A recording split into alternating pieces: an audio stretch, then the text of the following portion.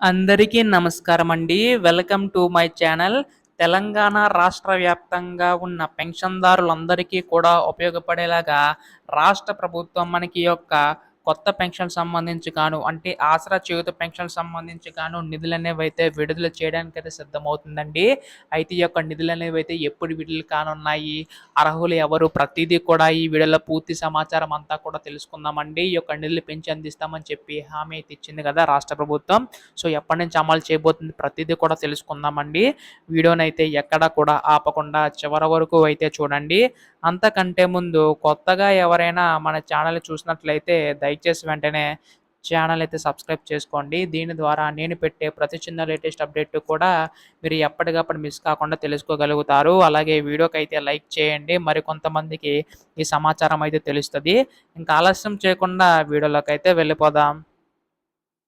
So, ప్రస్తుతం రాష్ట్ర వ్యాప్తంగా ఉన్న పెన్షన్‌దారులందరూ కూడా ఎదురు చూస్తున్న పథకం మనకి ఆసరా చేయూత పెన్షన్ పథకం అండి. అయితే దీనికి సంబంధించి రాష్ట్ర ప్రభుత్వం అయితే గొప్ప శుభవార్త అయితే చెప్పబోతుందనమాట. అయితే ఈ యొక్క నిధులనేవైతే విడుదల చేయడానికైతే సిద్ధమవుతుందండి.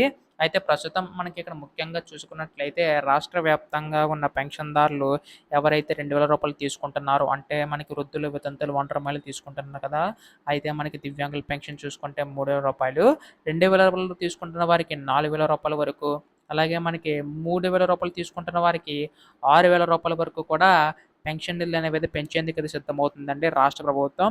ఇది ఒక గొప్ప శుభవార్త అనే చెప్పాలి. దీని ద్వారా ప్రతి ఒక్క పెన్షన్‌దారుకి కూడా లబ్ధి చేకూరుతుందని చెప్పి రాష్ట్ర ప్రభుత్వం భావించి నిర్ణయం అయితే తీసుకోబోతుందండి. అయితే ఇప్పటికే మనకి అనేక పథకాలకు సంబంధించి కూడా అమలు చేసుకుంటూ రావడం అనేది జరుగుతుంది కదా!